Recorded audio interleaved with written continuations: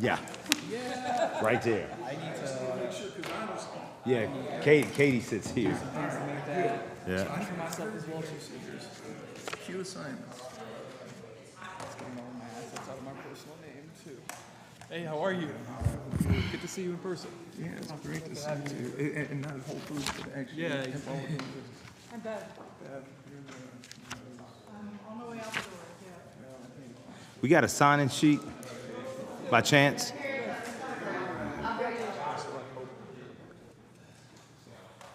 All right, good evening, everyone.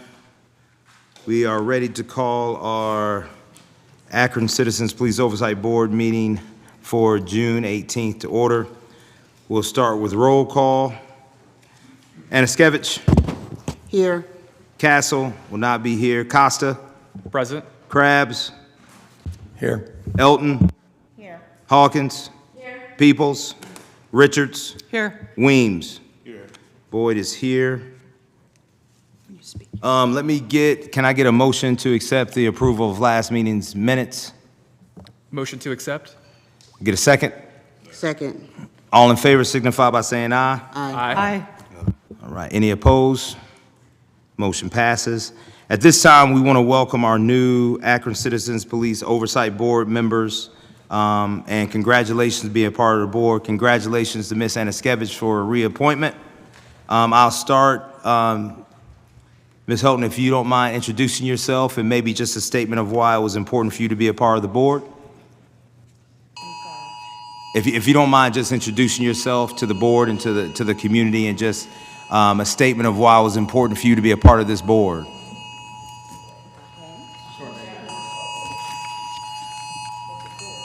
Tornado warning.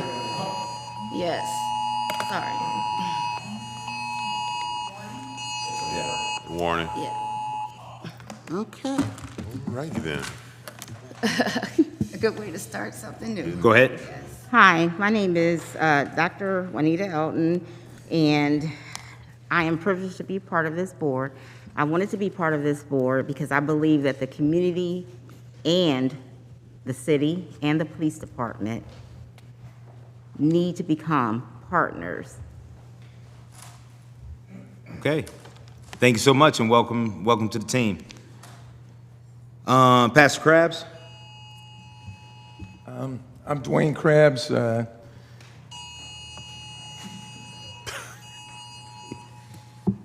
And grateful for the opportunity to be here, ready to learn, and have spent a lot of years in the community, both as a firefighter, paramedic, did a lot of CPR on some young men that died, and have worked closely with the police and had largely a good experience. And also just recognize exactly what Dr. Elton just said, that unless we figure out a way for the police and the community who are committed to the same things, the safety of our city, we're going to have a lot of challenges. So I'm grateful for Mr. Fennell and the work that he does and his background in policing, and look forward to hopefully being a contributing, productive member of this board. Thank you.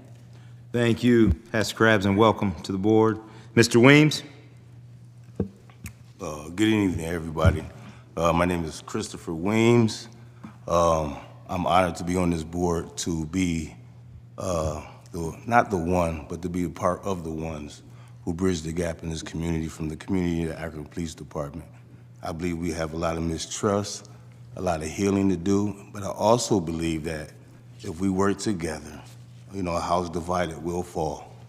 And if we work together, I believe that we can be a billboard to other cities on how to bridge gaps, how to heal communities, how to do better work with each other. So thank you. Thank you, Mr. Weems, and welcome to the board. At this time, we're going to move on to item number 4 on our agenda. We'll be reading our purpose. The overarching mission of the Akron Citizens Police Oversight Board is to foster conditions and police practices that ensure the safety of all residents of the city of Akron.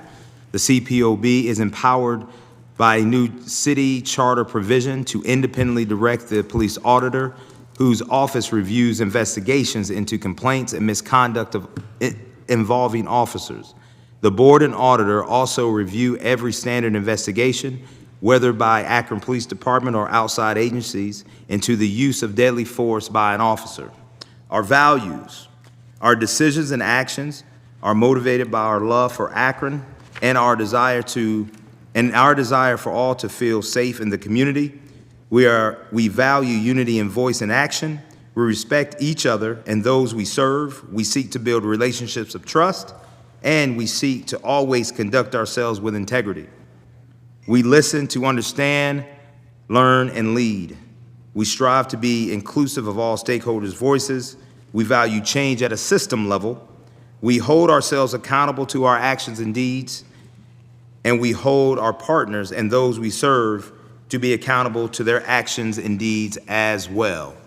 Thank you all for your continued commitment to this board and to our community as a whole. At this time, I'll move over to Ms. Anaskevich, which is item number 5 on our agenda, which is public comment. Public comment.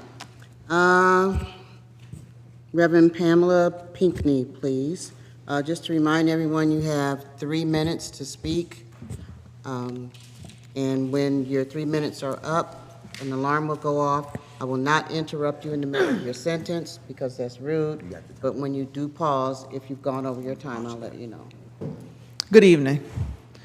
Chairman Boyd and Police Officer Fennell and everyone in the room. And welcome to new board members. Chairman Boyd, I need your help. And Police Auditor Fennell. I've been coming down here for some time now. I'm being discriminated against in the Akron Police Department because I'm not white and I'm not a male. And females and the LGBT community are holding up my investigations. I have 2 very wonderful police officers in Akron PD who have been really trying to fix my situation. I was recognized by Kenneth Blackwell for my ministry in 2002, but I was also being abused, and one of my abusers lives here in Akron and has favors done in the Akron Police Department. I'm asking that you would have the necessary research done, and they also have a challenge with the fact that I'm a preacher, and there are still people that don't believe that women should be preachers. My children have been trafficked, and my grandchildren have been human and sexually trafficked here in Akron, Ohio, and a lot of favors have been done between the Akron Police Department, Cleveland Division of Police, Indianapolis Police Department, Montgomery County Sheriff's Department, and Summit County Sheriff's Department, as well as the Summit County and the Akron Clerk of Courts. This has been going on for many years. Because of this, I have not been able to get employment. My rights to speak have been violated. Videos are pulled, police reports are altered and tampered with, and someone has recently come into where I live and stolen my birth certificate. The 2 police officers who have been trying to help have been blocked because females, like the situation I had last time I was here, don't want me to get the assistance. It was females and a gay male that set me up and stole my children from me.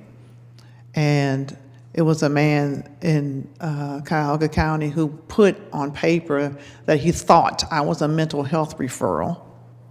So APD cannot do the work unless you all navigate me through the process. If I call 911, I get a mental health unit sent to me, not police protection. I get denied medical services in the hospitals here if I go to the emergency room. And women sneer at me like this is some type of a joke because they don't want my matters heard. Thank you very much. My phone number is 330-428-9191. Thank you, Ms. Pinckney. Lee Holden, please.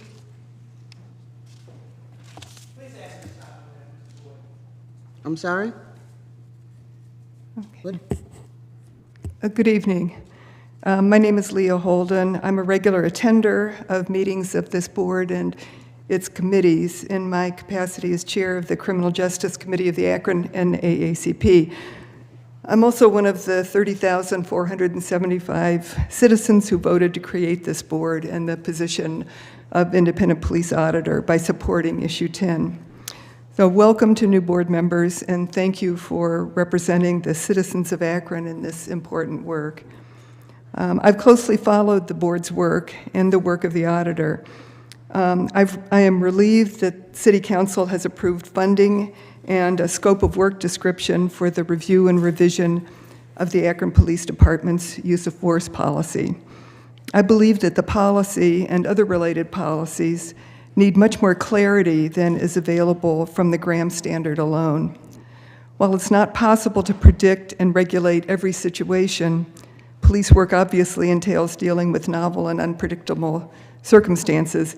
It is possible to give officers considerably more guidance about how to navigate encounters with citizens in ways that minimize harm to citizens and officers alike. A few days ago, we received a draft of a public order procedure, otherwise known as a crowd control policy. Signal Akron has pointed out that this draft largely borrows from other cities' policies and proposals from organizations such as the International Association of Chiefs of Police.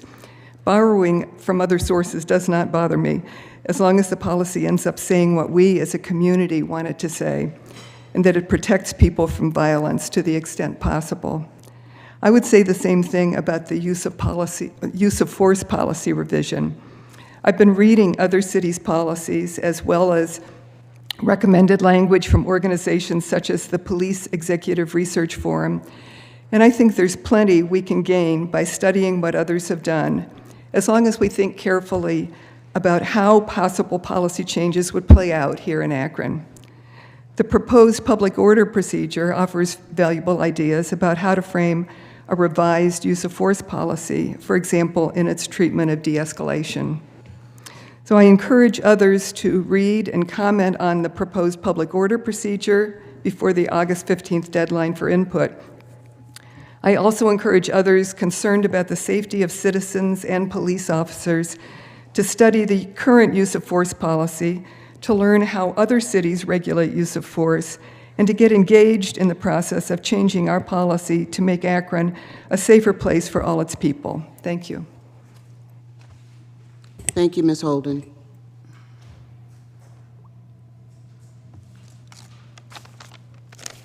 Is there anyone else who did not fill out a form who would like to speak? Okay, that's it. Thank you so much for your public comments. We'll move forward with item number 6 on our agenda, which is our committee report out. We'll start first with our auditor, Mr. Fennell. Thank you and good evening to everyone. Since our last board meeting, our office reviewed 35 uses of force incidents and/or complaints. Out of those 35, 30 of those I concurred with the findings from APD and that the use of force in those incidents were objectively reasonable. There were 3 in which I concurred with the use of force. However, there were other incidents or other things within those situations that I found needed some more investigation and/or recommendations. So I will be discussing those 3. And then there were 2 that I disagreed with the findings altogether, and I'll be discussing those. So let me go into those first, and then I'll come back to our current projects. First case is case number 2025-00029677. In this case, officers conducted a traffic stop, and while conducting that traffic stop, they determined that the driver had warrants and a suspended license. So once they learned of this, they attempted to arrest the driver. She ignored their verbal commands and physically retreated into her vehicle.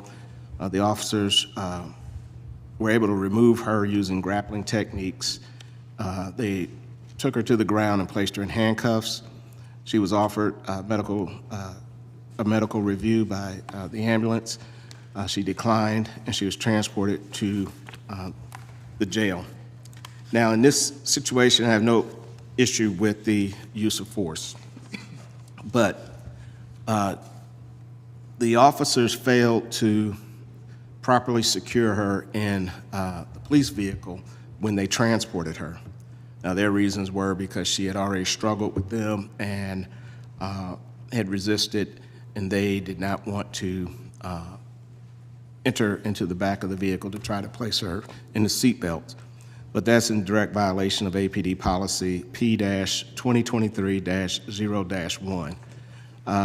That policy does not provide for exceptions to the requirement that all prisoners will be properly restrained within their police vehicle. The supervisor that responded to the scene recognized this as well and did not require the officers to seatbelt the prisoner in, nor did the supervisor document the violation. Supervisor rationalized the violation, again, as because of the prisoner being combative before, and stated that the officers, instructed the officers to drive slowly and carefully to the jail.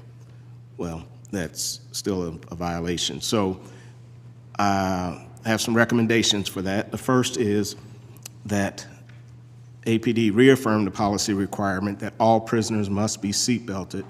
There's no exceptions. And to develop training on pre-positioning seatbelts and or securing resistant subjects that reduce the risk to the officers. There's a disciplinary review as well as part of the recommendation that APD initiate an investigation into the violation related to this incident by the officers, there's 2 officers, and also take appropriate disciplinary action. And the other disciplinary review is that they initiate an investigation into the violation by the sergeant for failing to conduct their supervisory duties and take appropriate disciplinary action with respect to the officer's violation. And require that the officers document every policy deviation with remedial actions taken, and prohibit subjective justifications for ignoring or modifying a policy in their practice. So at this point, I'll take any questions or comments about this use of force case.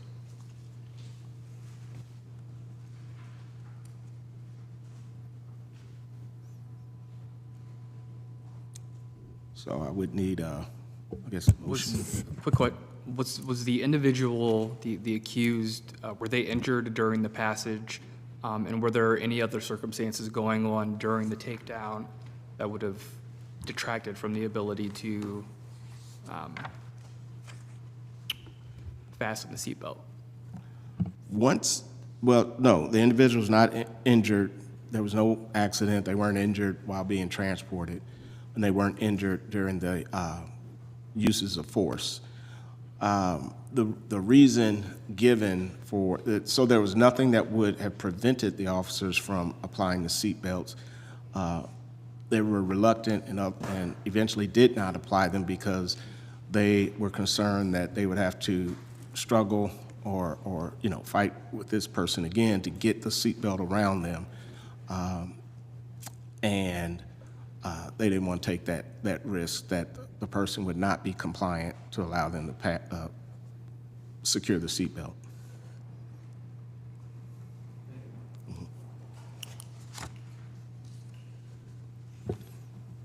Mr. Fennell, I appreciate the thoroughness of the review, and I appreciate the fact that you not only made the recommendations, but it's actually spelled out. I know we had talked about this before really well. there's no other questions, can I get a motion to accept? Can I get a second? Second. All right. All in favor, signify by saying aye. Aye. Any opposed? Motion accepted. Thank you, Mr. Fennell. Okay, and the second report is case number 2025-000-12723. And in this incident, the officers were on patrol, and they observed a person behaving erratically, yelling, flailing their arms, and walking in and out of traffic. So the officers initiated contact, citing pedestrian safety concerns. Once they made contact, they were able to determine that the subject may have been experiencing a mental health crisis. As they approached the subject began using profane language towards the officers, threatening the officers, refused to provide identification, and attempted to walk away once again, possibly into traffic. So the officers physically engaged the subject. He resisted, and they had to conduct a takedown, which resulted in a struggle. During the struggle, the subject was struck 5 times in the face while the officer was holding his hair. Another subject applied 3 knee strikes to the body of another officer, applied 3 knee strikes to the body and used a taser in drive stun mode. Eventually, the subject was handcuffed only after the taser deployment.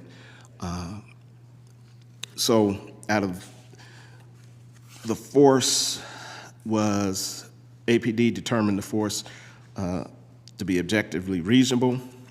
I concur in part with that finding.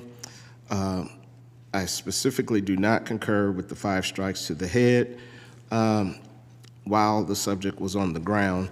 And in fact, in the investigating supervisor's report, he noted that, quote, while on the ground, the officer controlled the subject by grasping his hair, effectively pinning him to the ground. So on the video, the subject was pinned to the ground. So each of those punches had the potential to cause serious injury and head trauma. And although the subject was non-compliant and was exhibiting erratic behavior, had made threats to harm the officers, the proportionality and necessity of such force raised legitimate concerns about its constitutionality and best practice frameworks, specifically the strikes to the face. The strikes to the body and the taser, I concur with those punches and that use of force. There wasn't an imminent threat to the officer's safety. It was not identified, nor was it articulated by the officers. And the taser did prove to be effective, as I said. So policy recommendations, clearly again, the head strikes, which will go towards the overall use of force review. There are some other policies that will be incorporated into my policy recommendation document that we spoke about at the last meeting, which I'll talk about a little later. And then specific to this case, that I request that APD change the disposition of the one officer that used the force, specifically the 5 strikes to the head, from objectively reasonable to not objectively reasonable, and take appropriate disciplinary action as warranted by such a disposition. Ms. Fennell, again, thank you for the thoroughness of the report. My question is, so are we, I'm trying to think how I want to say this, are we, with a lot of these, I know we just passed a policy review, so with a lot of these things, are they going to be handed over to, if you will, the city, as far as these are things that we need to be reviewing? Like, Yes. Okay, so we're making a list, if you will. Correct. Okay, of that. Next question is, the part that you have here under the conclusion, the quote, while on the ground, the officer controlled by grasping hair, effectively pinning him to the ground. we put that in there, why? Are we saying that that's not why they were able to control them No. Okay. No, that directly comes from the supervisor's review. That's the supervisor that reviewed the use of force. And his determination as well that by grasping the subject's hair, his head was controlled. He was pressed against the ground. His body weight, the officer's body weight was on his upper body, so his shoulders and arms were down, and his legs and lower body was being controlled by the other officer. So the commands of, getting your hands behind your back, it was very difficult for that subject to do that with a person's weight on them, plus his head was basically forced down. So when the punches were delivered, his head could not even move to kind of not release some of that Yes. that force. Yeah. So all that force was compressed right into his head, and there's nowhere for his head to go. It's on the pavement. So, okay, so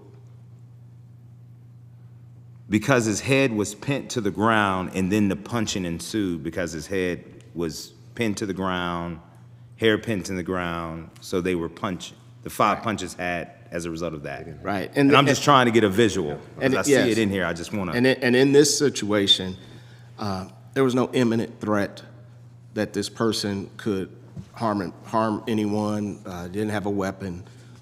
He wasn't fighting the officer. He wasn't complying, but he was not fighting the officer. And there was no imminent threat or serious crime had been committed that would justify that level of force. Yep. Thank you, Mr. Fennell. Anybody else, any further comments or questions for Mr. Fennell? If not, can I get a motion to accept the report? Accept the report. Can I get a second? I second. All in favor signify by saying aye. Aye. Anyone opposed? Thanks so much. Motion passes. Thank you. And this is third case is case number 2025-000-39594. This is another traffic stop incident, and ironically, it involved one of the 2 officers on the previous traffic stop I just talked about where they failed to secure the prisoner properly in the back seat with the seatbelt. And in this one, subject was stopped, had a suspended license. They went to arrest the subject. He became non-compliant. And this subject also was in the vehicle. He revved the engine and attempted to shift the gears. Now, one officer was reaching in on the driver's side. Another officer was reaching in on the passenger side. So when the subject revved the engine, when he shifted the gears, instead of going into drive, he shifted into neutral, and it didn't move. The car didn't move. So the officer on the passenger side was able to force the gears back into park, tried to reach for the keys, at which point the subject again shifted, tried to put it back in the drive, but again missed and put it in neutral. And the officer shifted it back and was able to get the keys and turn the car off. While that was going on, the officer on the driver's side struck the subject about approximately 12 times about the head or face with his fist. The officer on the passenger side was able to pull out a taser and deploy a taser in drive stun mode.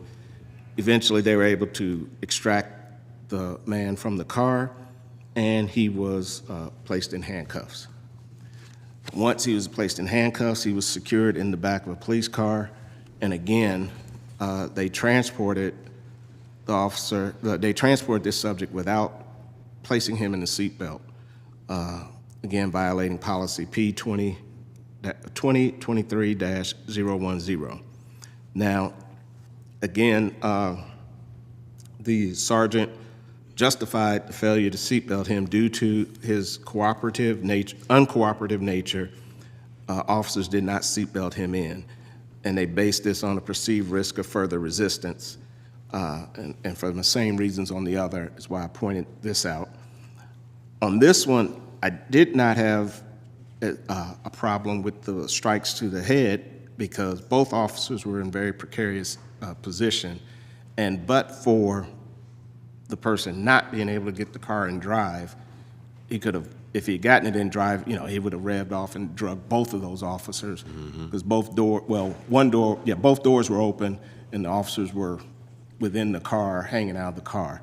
So that level of force, and plus those punches, the person was sitting there and those punches weren't effective. They weren't solid punches where the officer could really get a good shot. The taser is what prompted the person to be compliant. So the punches did not cause any serious injury to the person.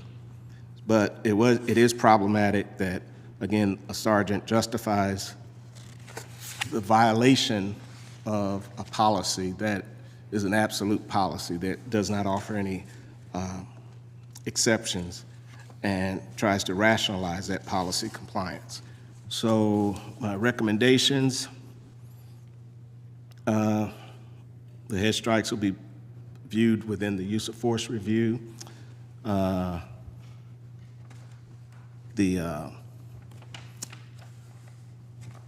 Reaffirm the policy, just as before, and then also initiate an investigation into the policy violation related to the two officers and take appropriate disciplinary action, as well as an investigation into the supervisor and take appropriate disciplinary action.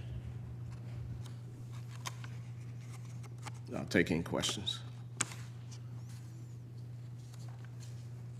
It's a good thing that the car didn't get placed into gear, because that could have turned into a deadly force situation. They would have been justified to shoot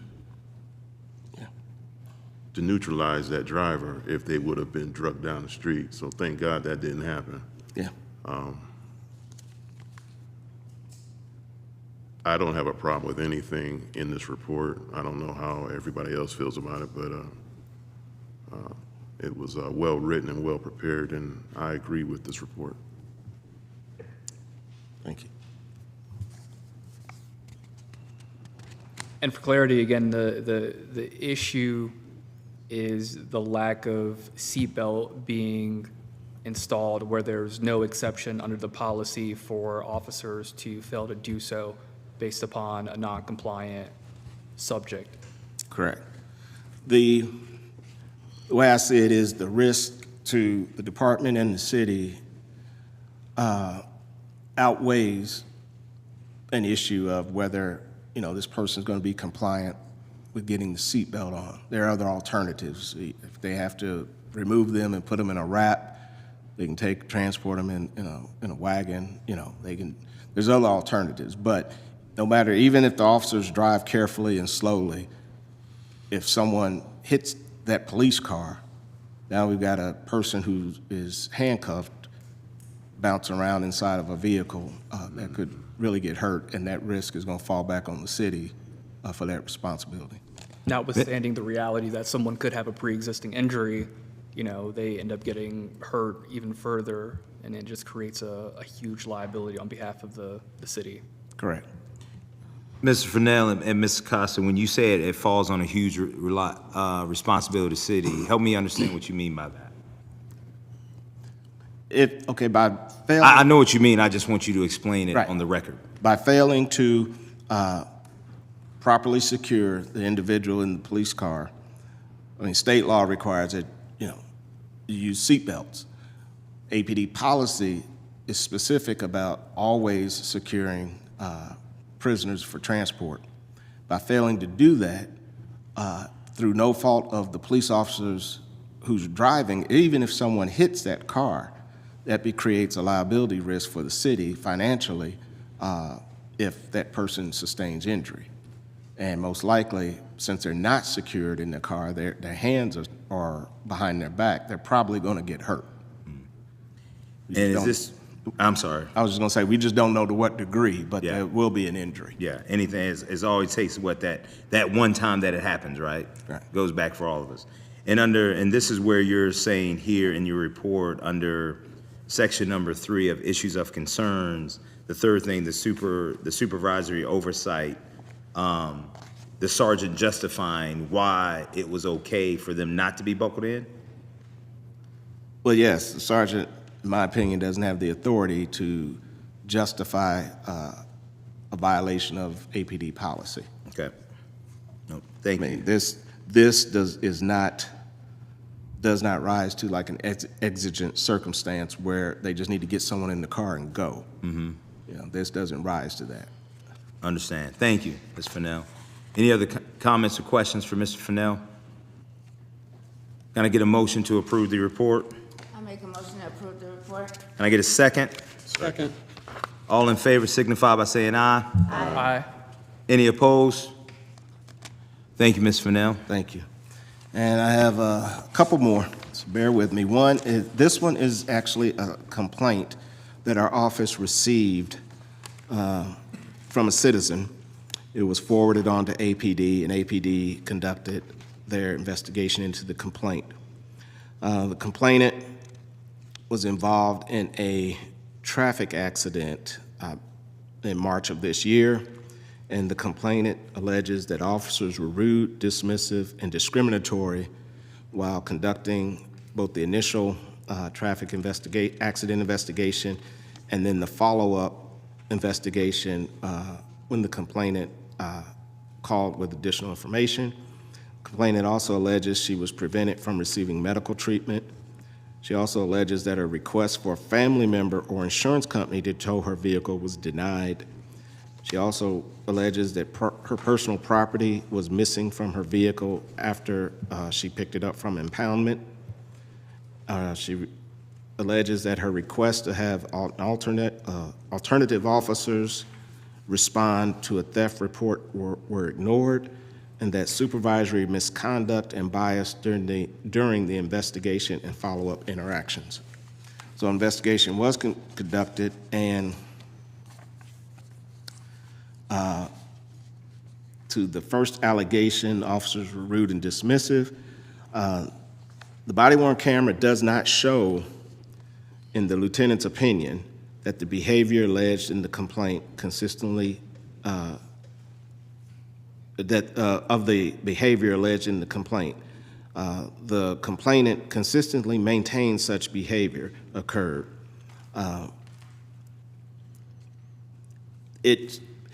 This allegation primarily boiled down to the complainant's perception of her interaction with the officer. So there was nothing that showed that the officer was overtly rude or dismissive or discriminatory. Nonetheless, the complainant felt throughout her interaction with the police in this incident that is how she was treated. The investigation of this complaint could not prove or disprove the allegation, and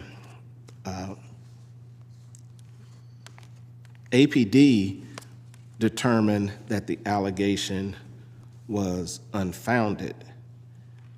I believe that the finding for this allegation should actually be unsubstantiated, whereas unfounded means that there's evidence to support that it did not occur, and unsubstantiated is just that you can't prove or disprove that the incident happened.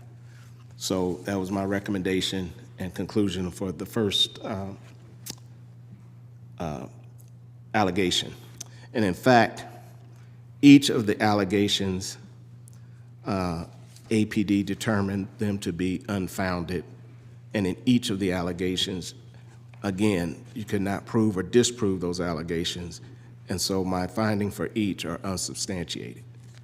So for the medical treatment, there's no evidence to support that the officers stopped the lady from obtaining medical treatment or being treated by or being seen by the EMS that were on the scene. There were some, I would say that there may have been a power dynamic or confusion in communication, that where she thought she couldn't go see the medics, but no one prohibited her from going to see the medics or the medics treating her. It was kind of a emotional and chaotic situation between the parties involved with the accident. So again, she believed that they prevented her. There's nothing to prove that they did. So I believe that the allegation should be moved to unsubstantiated instead of unfounded. Her request for family member or insurance company to tow her vehicle was denied, and she stated that the sergeant on the scene did not allow her to have her vehicle towed or turned over to a family member, instead telling her each officer has their own way of doing things, and since the officer works under him, the vehicle will be towed to the tow yard.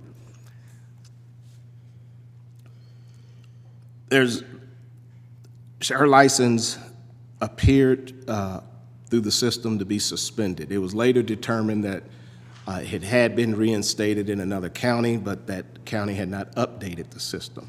But at the time of the accident, when they ran her license here in with APD, their system showed that it was suspended. So based on that information, they did tow her vehicle. So there was no, whether the officer told her, made the statements that she alleges he made, there's again no way to prove or disprove that. There's no physical evidence on a body cam to show that he made those statements. But her vehicle was towed because in APD's system, it still showed that her driver's license was suspended. And so they towed the vehicle per the policy. Personal property missing from her vehicle.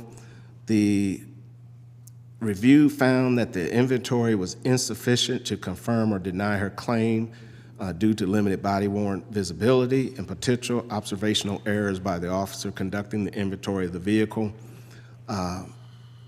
So it's not even proof that the property she alleges was missing was in the vehicle, but there's no proof that someone took it either. So again, unsubstantiated is my recommendation. For the follow-up investigation,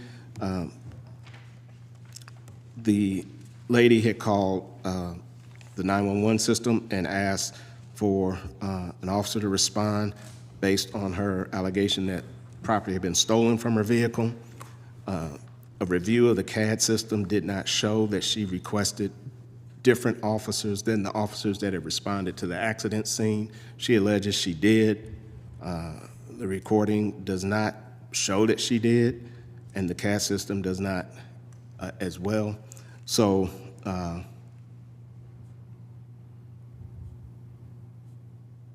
yeah, so we couldn't prove or disprove that allegation either. And that the supervisory misconduct and bias, there was no officer supervisory misconduct, and so that finding was unfounded. But there's no way to prove that the conduct of the supervisor or officers was not biased or was biased. So based on that, the finding should be unsubstantiated. And that's it. Any questions or comments for Mr. Fennell?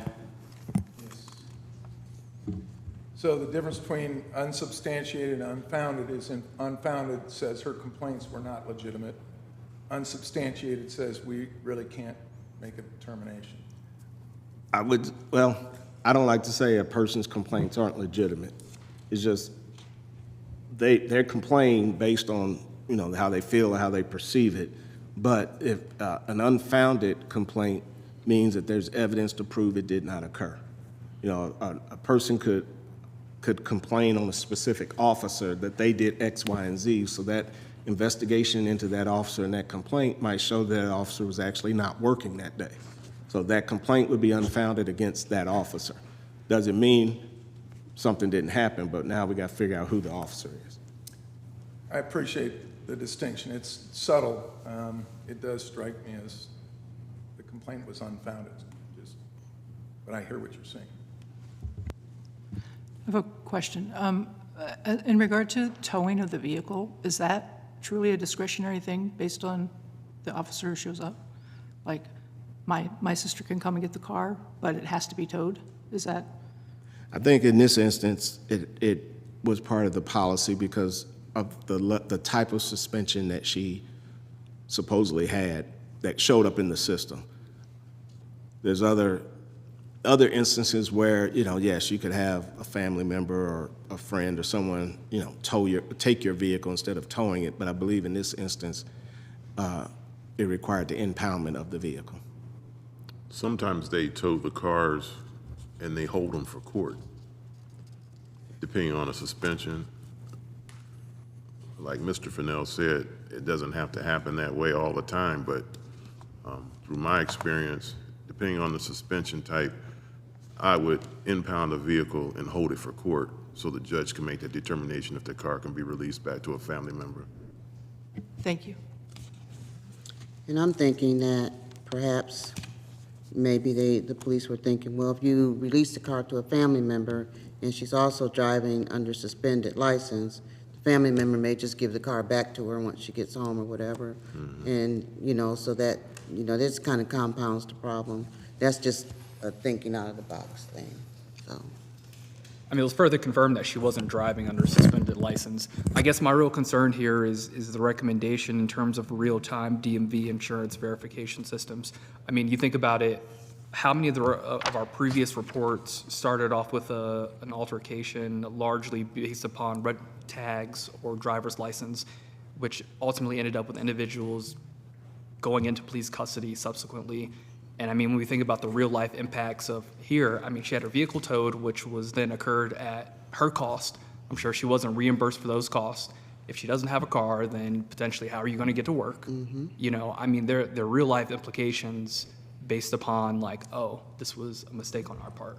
Right. So like, to me, that's the recommendation here that really stands out. And that's really worth the attention in the discussion. Yeah, and that recommendation, along with the others that I didn't mention, are going to be moved to the list of recommendations because that is a bigger problem than just this incident, as you've discussed. It's happened in previous incidents, so it needs to really be. We need to look at it a little closer. Okay, any further comments or questions for Mr. Fennell? If not, can I get a motion to accept the report? I make a motion to accept the report. Can I get a second? Second. All in favor signify by saying aye. Aye. Any opposed? Nay. Motion passes. Thank you.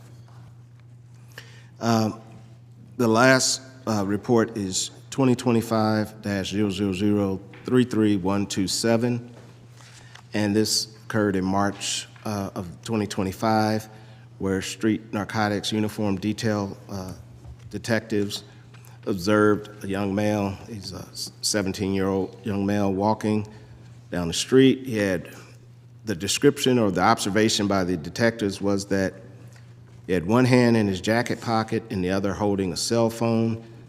The officers claimed that once the young man recognized that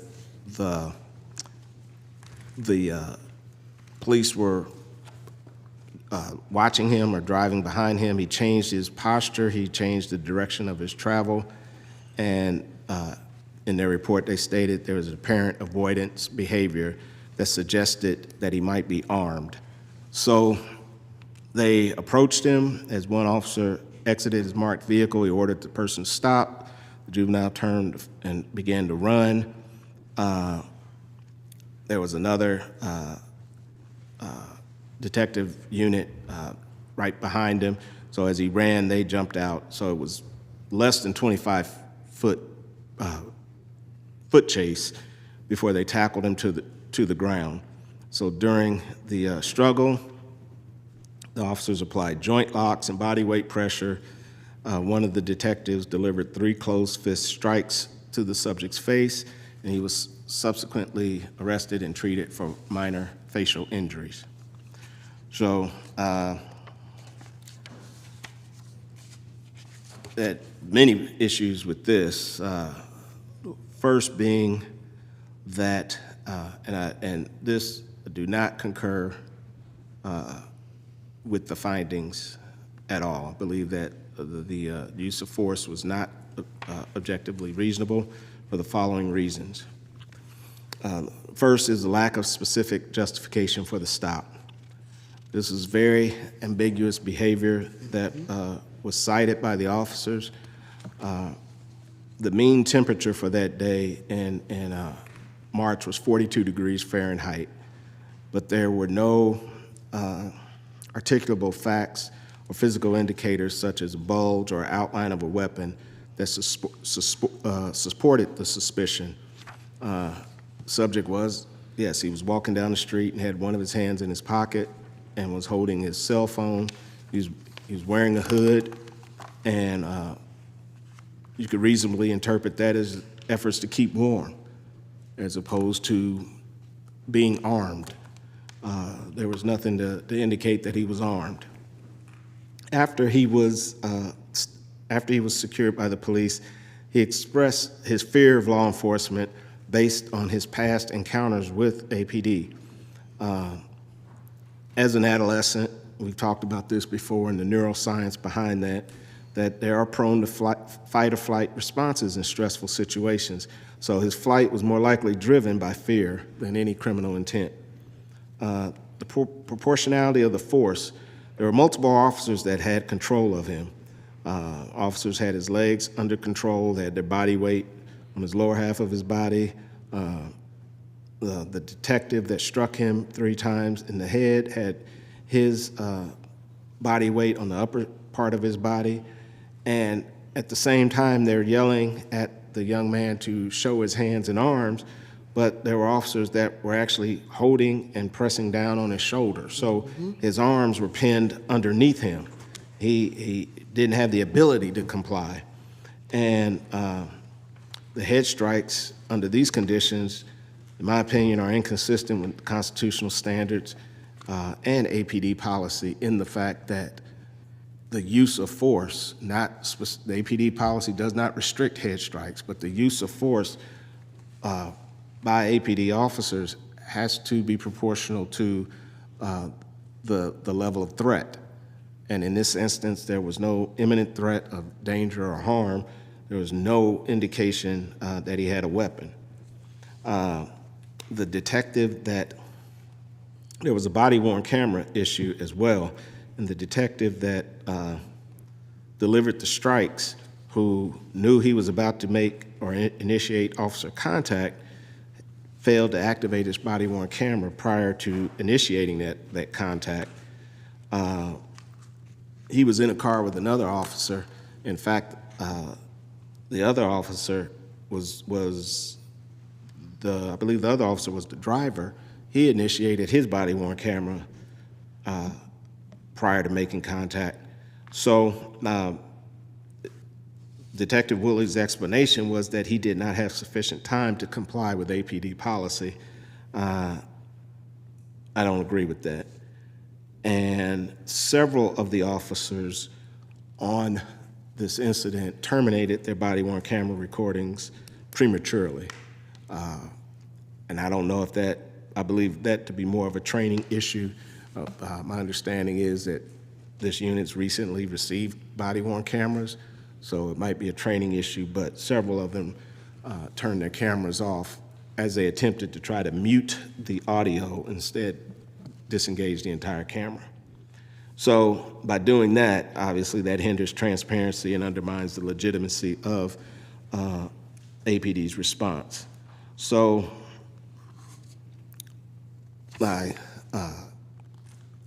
obviously I have a policy recommendation related to the head strikes, specifically on juveniles. And my recommendation is pretty clear: to ban head strikes on juveniles unless there is a clear and immediate threat of deadly force. Clarify reasonable suspicion criteria, be more articulate, and state observable facts to justify the stops. Those facts given in this incident were just vague and ambiguous. There's others that will go towards the overall recommendation list, but I also have disciplinary review that they changed the disposition of the use of force for the detective in this instance from objectively reasonable to not objectively reasonable and take appropriate disciplinary action as warranted, and that they initiate an investigation into the body-worn camera policy violation for the officers for failing to activate the body-worn camera before engagement by the detective, and also for the other officers on scene who deactivated their body-worn cameras prematurely and then take appropriate disciplinary action. Any questions? Ms. Fennell, under the training enhancements, the two that you listed, is there any resource that we can point our APD to go and find some of this information? Oh, for the adolescent trauma response? Nothing that I have right off the top of my head, but I mean, there's research that's out there. There's, you know, we could research various trainings specific to adolescent brain development and behavior, specifically under stress. Yeah, I think if, you know, I think if we're making recommendations and suggestions, I think it would be good for us also just to have, hey, go, you know, here's a link to an article, here goes something to where they can kind of start the process, because what I don't want to down the vine is, like, we present this and it's like, well, you know, I understand life happens, we didn't get to it or something happened. Like, I just want to be able to present something along with the recommendation so that they know that, hey, here goes a resource, and allow them to go to do the rest of the hunting. That's all. Yeah. I know we had talked about it before. I'd be kind of reluctant to do that, because then I think that puts us as endorsing one over the other.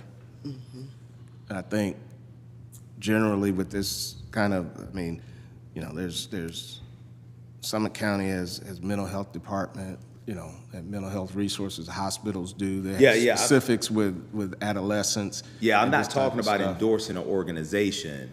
I'm just saying if there's any type of literature or some type of a article that we can attach to it, some type of link. That's what I'm saying. Ms. Hawkins? Yes, I was just gonna say, as a mental health provider, that it is certain, you know, assessments, like, say, like the Kansas assessment for Ohio, that everybody uses across the board in Ohio to evaluate children, adolescents, teenagers, to assess if they've ever had any kind of head injury and what it can cause. And I just know that that is an assessment with a lot of research that a lot of agencies use and support, and it kind of gives what the outcome could be later on in life if they have endured a head injury. Right. Yep. So I could. I mean, and as an auditor, I definitely would work with, say, if APD decided, yes, we want to look into this, I would work with them, but I wouldn't want to recommend something and then they just take it or move on it, and then it's not maybe the best, you know. So having more than one person at the table to identify what's best for APD with their resources and their processes would is why I would be hesitant to just put something like that in a report, but definitely be a part of the process to help them get there if that's what they choose to do. I think I understand what Mr. Fennell is saying. When you submit something like that as a recommendation that's authored by someone, by a mental health professional or a physician or a psychologist, whatever, then you kind of own that recommendation. And if that recommendation doesn't pan out, or if it doesn't work, you know, within the confines of whoever you're giving that recommendation to, then it will fall back on the auditor that, well, he recommended it and it didn't work out.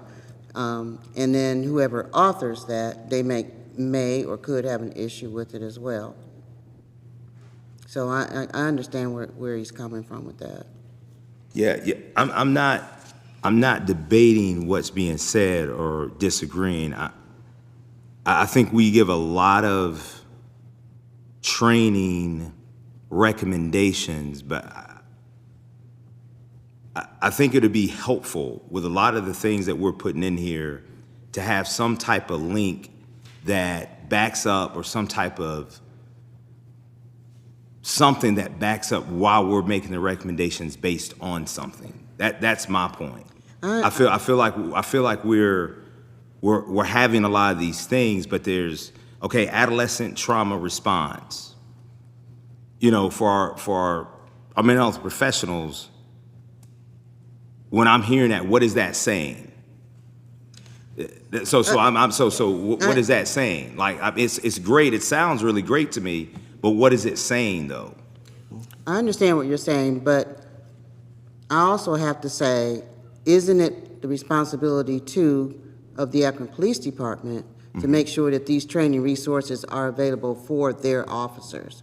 You know, I mean, before we came along, before this board came along, what did they do? And whatever they did, they can continue and probably should continue to do that.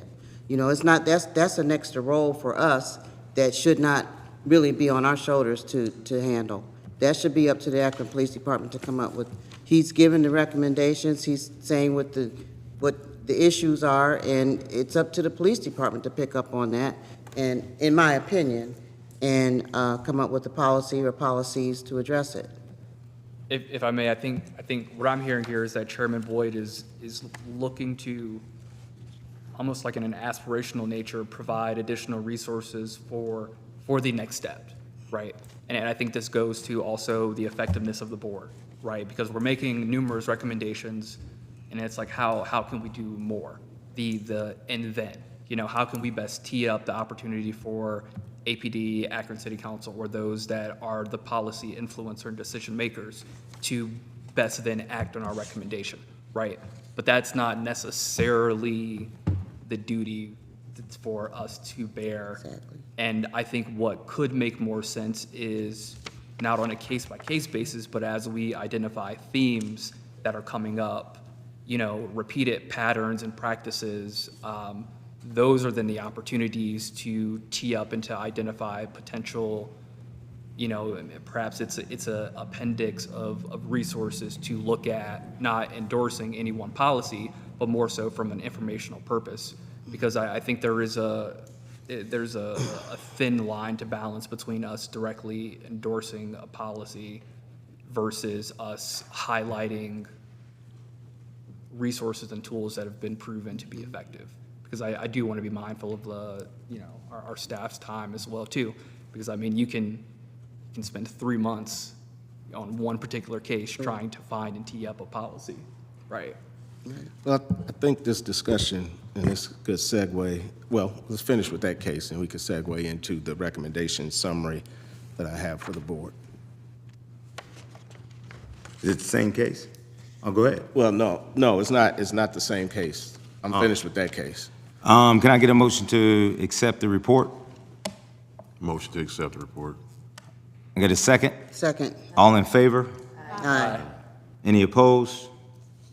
Motion passes. Okay. The next item is, we talked about the last board meeting, and I put together a list of themes or for recommendations, or a list of titles for recommendations and categories. So going forward, I will be doing this for each board meeting based on the cases that we looked at during that time period, during that month time period. And this list will I'll start with discussions with Deputy Chief Miller and Mr. Ingram during our weekly meetings. And from those discussions, and also from discussions with the board, we'll carve out how we address these different categories. And right now, the themes or categories that came out of the 35 cases we looked at this month were policy reforms being one, and underneath policy reforms, there are, it's 6 items, one being head strikes and use of force standards, mental health crisis response enhancements, clarified policy on transport safety, define mount position and positional restraints, strengthen body-worn camera and documentation policies, and clarify force guidelines for specific situations. And under each of those subtitles is the appropriate, corresponding case number to where that recommendation came from, and a little bit about what that title is, like head strikes and use of force standards, restrict strikes to the head unless there's an imminent threat of death or serious injury. And that's been my consistent theme from the beginning. And then mental health crisis response and expand crisis intervention team training, clarify force standards in behavioral crisis incidents, expand APD's policy language to prioritize alternative tactics, prohibit unnecessary takedowns and restraints, and integrate trauma-informed and youth-specific practices. So it goes on with that. And the second category is training recommendations. And so the third one is accountability and oversight, and that's where I'll list like any disciplinary review requests that I have.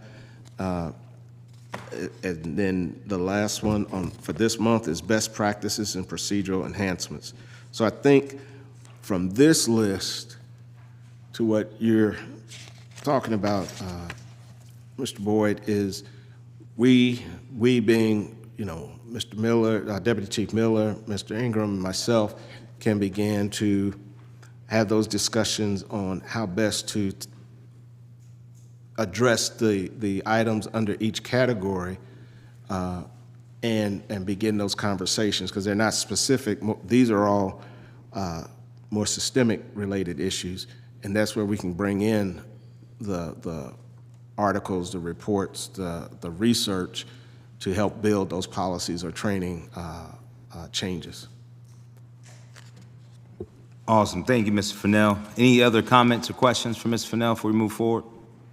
Thank you for putting together the recommendation summary for Oversight Board discussion and citing to the individual cases as well, too. I feel like this is like the 50,000-foot view that we've been wanting to see. So I really appreciate you doing so. Anything else? Yeah, I have something. Was that your last report? Yes. Okay. I have something, but I have to ask Mr. Fennell a question first.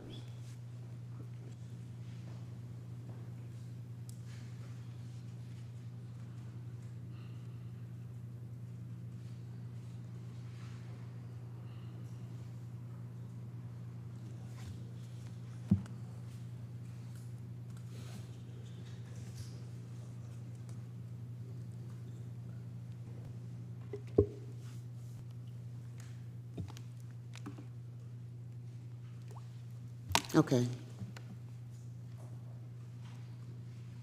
It was about a complaint, but he's working on it now, so we're going to wait until the next meeting. Okay. But all I'm going to say about it is, after I read the complaint, it was very disturbing to me. I actually had butterflies in my stomach after I finished reading this complaint. It was totally uncalled for, but he said he's going to talk about it in the next meeting. Okay. I'd like to make just a comment. I am going to talk about it in the next meeting, but, and this is just for particularly our new board members, as well as as a reminder to our other board members. Oftentimes you're going to see people are going to send us emails with complaints of different situations. Be careful about commenting on it, because after the investigation is done, it might be different. Okay? So, and this is one, I can just tell you it's going to be different than what was portrayed in the initial email. Okay. That's why I consulted you first. All right. We're going to move on to our community engagement report out. Ms. Myers. Yes. So we are gearing up for another accountability cohort, which will take place on June 26th at 6 p.m. at Ed Davis Community Center. This cohort will be where we've identified key stakeholders. We have about 19 to 20 individuals who have RSVP'd to attend this. Those are movers and shakers in the community, leaders, concerned citizens. We have a good group, a good mix of individuals. So Again, our vision is to turn strategy into action. This stakeholder cohort will immerse all of our key stakeholders in the circle process, highlighting both the pros and cons of in the deliberative dialogue process and walking them through all the elements. So we're excited and looking forward to it. So any questions about that? Just want to say, Ms. Myers, thanks so much for your leadership in this and your hard work. I mean, things are moving. I know I hear about it throughout the community and how people are appreciative of the effort. So thank you so much. Any other comments, questions? All right. Was that all, Ms. Myers? We're going to move on. We have anything finance? No substantive report, but just an update that the RFP for our database and case management system closed June 17th. And so hopefully we'll be getting some visibility to the various RFPs. And Mr. Fennell, do you have any sense of timeline in terms of selection process? And for new board members, this is exactly how it sounds, a database for case management system to help us file, store, and extrapolate data related to the complaints that we've received. Well, no, the RP closed yesterday, so I expect to hear something from purchasing in the next few days as they sort through any respondents, and then we'll get, I should get the proposals, and this is maybe something we can discuss as a board. If anyone wants to be a part of the review of the proposals, because I still have to work with purchasing, to go through that, and then we'll have to work with, believe law to create the contract. But if you want to be a part of that, just send me an email, let me know. I'm wondering, Ms. Fennell, would that be good to go through one of our committees as far as reviewing, whether it's that review committee or governance, to review some of those proposals? I don't know, well, our committees meet in public, so I don't know. Oh, okay. All right. If that would be a good thing. Yep. Deb, you had a comment? No? Okay, so no. Yeah. We'll work through that process. I'm sure purchasing has a standard process for reviewing them. And I'll be working closely with the city to adhere to that process so everything's fair and above board. All right. Anything else for finance, Mr. Costa? No other updates? All right. We'll turn it over to Ms. Richards and Human Resource Committee. Yes, I don't have anything for the board meeting in general. I would like to call an executive session to discuss a personnel matter, but there won't be any decisions made afterwards, so we'll effectively be finished after the Right. comments. I'll take that as a motion. Do I got a second to go into executive session? All right, we'll roll call vote. Hold on. Do you want to do your Oh, other discussion. comments first? Yeah. Like your I thought you, 7 and 8? yeah, I thought you was saying to go in there. No. At the end. My apologies. All right. Vice Chair is on the agenda. Yes. Well, first, I have a question about governance. What are we going to? Ms. Castle's going to be leading Okay, governance. okay. I had a question about that. Okay, I so. will say, we did meet, but we spent most of the time on the cases, and then we didn't really, trying to remember exactly, we didn't really do a lot as far as decision-making and governance. I think we're just reorganizing. Yeah. Is governance and the review committee are two separate, or have y'all put those together? Well, we don't do them together, but we're all at the same. We start at 4:30 and then go till 7:30 if we need to. Yeah. But that's for all committees. Okay. But if Yeah, something's I've relevant. spoken to Ms. Castle. She's going to take that over, and I said she's taking over. If it needs to adjust or change, then Right, she'll communicate that. okay. All right, so I have a couple things, and I'm going to try not to go too long. First, I want to acknowledge the value that the board members that are no longer with us Mr. Gippen and Ms. Jones, the value that they gave to this board. It's unmatched by anything that I had ever seen. We are as far along as we are, in particular, because of Mr. Gippen and his legal mind and his legal brain with the governance committee. And Ms. Jones, she wasn't here that long, but the short time she was here, she really hit the ground running with community engagement and brought us further along than what we had been with that as well. So they're going to be sorely missed by me for sure, and I'm sure the rest of the board, you know, understands how valuable they both were. And I do hope that our new members can, you have some big shoes to fill. That's all I'm going to say. You have some huge shoes to fill. And I hope that, and with our help, that you'll be able to do that. The other thing that I want to do is I want the members, in particular, Mr. Krabs and Ms. Elton, to elaborate a little bit more for the public. This board is all about transparency, all about transparency. We don't hide anything from the public. We don't hide anything from each other as far as we know. And I would like for both of you, and Mr. Krabs, I'd like for you to go first, to explain a little bit more one of the comments that you had made, public comments that you had made when you came onto the board. And again, in the spirit of transparency, I'm going to be honest that I've gotten some phone calls from some people who are very concerned about something that you said publicly. And so I want to give you the chance here to explain what you meant, because to them, it sounded a little bit like whataboutism when we were talking, you were talking about the police, the use of force about the police, and you made a comment about, well, what about the public and how they have violence towards each other? And I know that you understand that we are not here to chastise the public for their behavior. Well, So I just want you to give, hold on, please don't interrupt me. I'm going to give you a chance to explain. But I don't know if this is appropriate in this setting, Ms. Aniskevich. Well, I just I wanted- think, yeah, but I don't think it's an appropriate thing for us to do right now. That might be a conversation that you can have with Well, Mr. he Krabs. said it publicly. He said it publicly. So that, and people just want to know, just explain yourself a little further. I'm more than willing to do that. Okay, thank you. But as you, Thank you. So,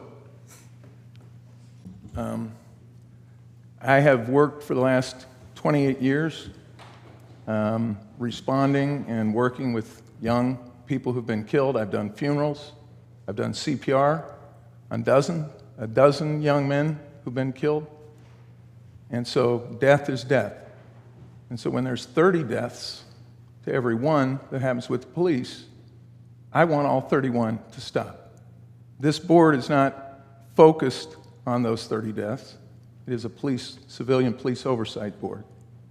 But on the other hand, it says right in the first sentence that this board exists to improve police and community relations. So I will tell you that Javian Fort, who was just shot Friday, was working with one of our leaders in training, and he is dead, and there is not any cooperation, or at least that I'm aware of in the community, and I'm aware of some of the people who were there. And so at the end of the day, I believe, not in whataboutism, but I believe in accountability. What's good for the goose is good for the gander. And so it is going to take the community being willing to move beyond the no snitch rule for the good of the community, the common good, our commitment to our group, whether it's the police and hiding behind the thin blue line, or it's the community hiding behind the no snitch line. If we're going to stop the killings in our community, whether they're police initiated or community initiated, dead is dead. And we are here for the safety of the community. And so I will gladly speak to any of those people that want to call you, invite them to call me. Okay, I wanted to give you a chance to explain that, And I'm happy to do that at any point.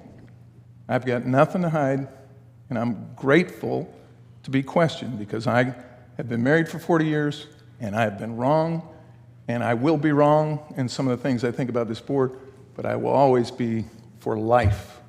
And how do we stop the violence? And to imply that we're only concerned about police when there's evidence that in communities where there is more violence, the police tend to react more violently. There is a correlation between those two. I was a Cuyahoga Falls firefighter at one time, and there were certainly different dynamics there, and not the racial dynamics, but there also is a lot of things that we, and when I say we, as I said publicly, I could be referring to the police department because I was a firefighter and did safety forces, but I've also worked in the reentry field for the last 28 years, and I'm working currently with young men who carry guns, trying to get them to put those down. All I care about is every single last death that happens in our community is a win for the mothers and the family members and the people who don't feel safe in their neighborhoods.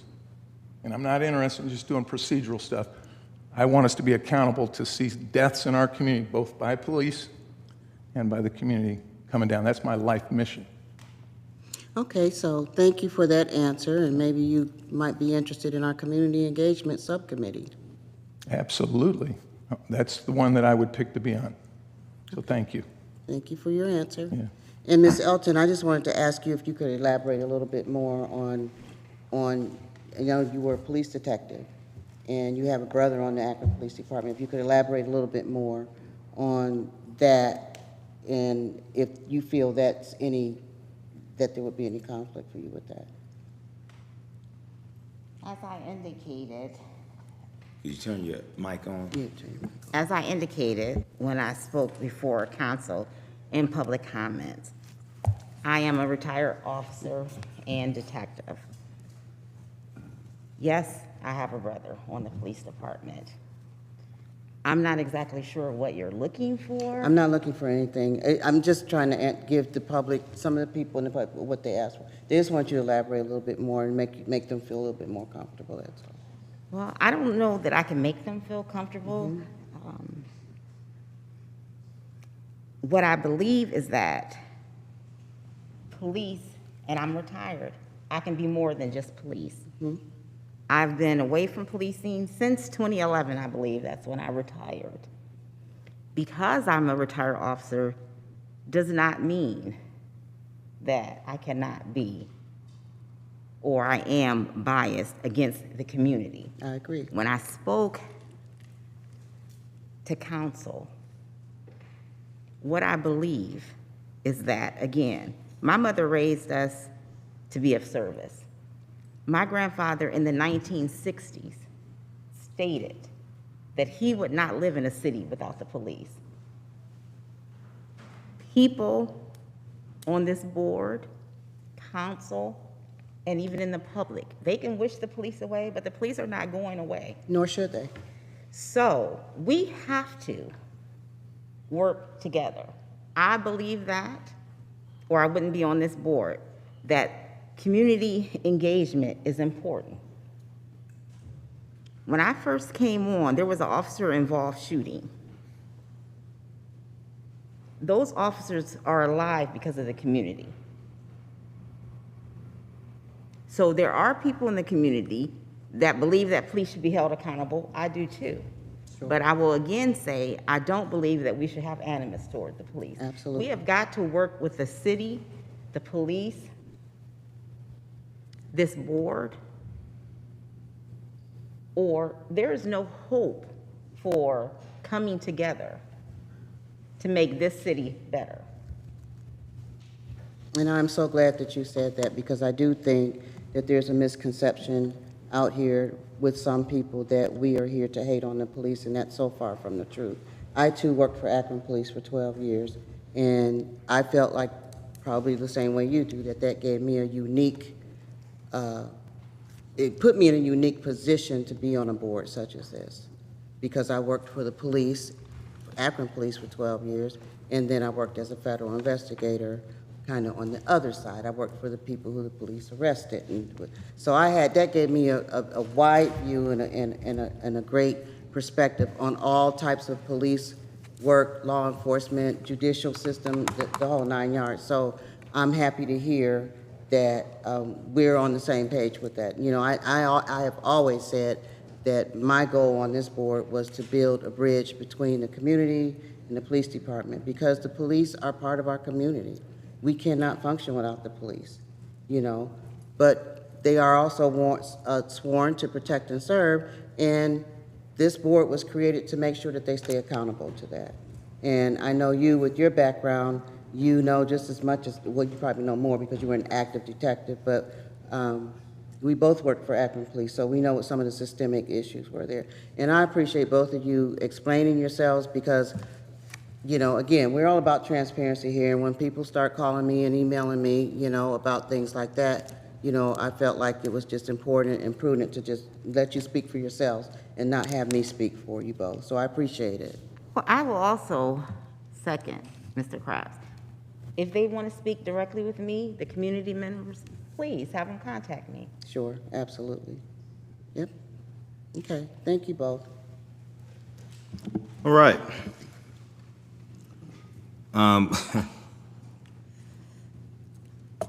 So, going to my comments, I know we talked about this last year. I can't remember or not if we did it, but I want to bring it back up this year. I know that usually in August, City Council takes a recess. Did we recess last year during August? Yes, we did. Yeah. Okay, all right. So we're going to follow that same pattern, and we're going to recess in August this year. You have the dates?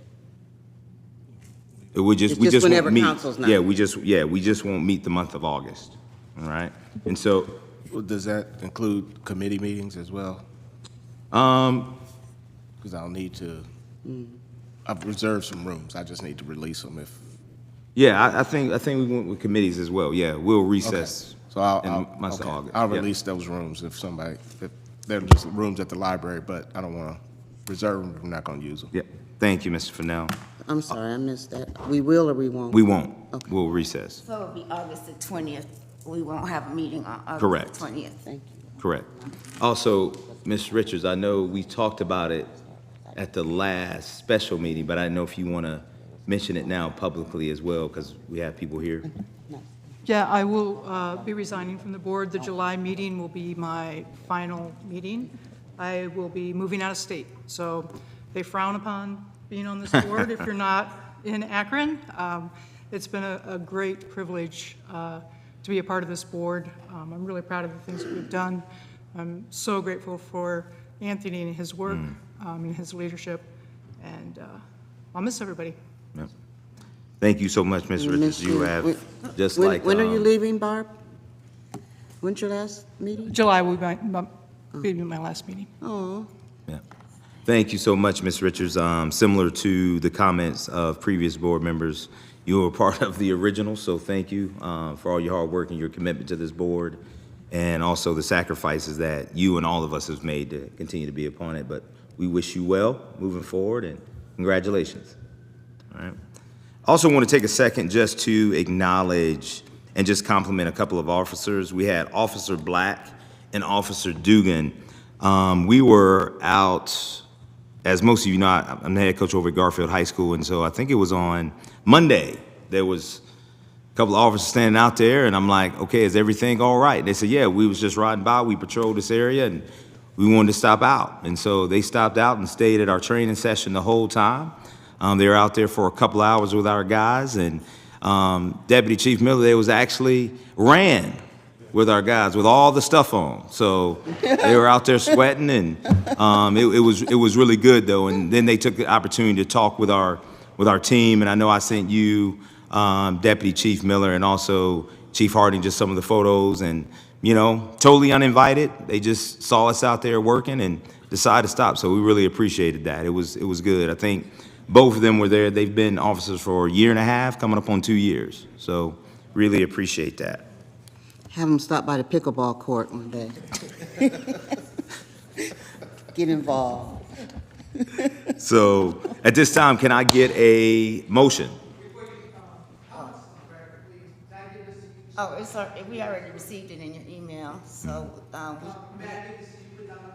Yeah, but if we've, thank you so much. we're gonna go into, can I get a motion? Make a motion to end the meeting and go into executive session. Yes, can I get a second? Second. All right, we'll roll call vote this. Let's go. Anaskevich? Yes. Castle? Costa? Yes. Krabs? Yes. Elton? Yes. Hawkins? Yes. Peoples? Yes. Richards? Yes. Weems? Yes. Boyd, yes. We are now in executive session. Thank you all so much. We won't be voting when we come back, so that'll be. Let me see, make sure that the cameras are off.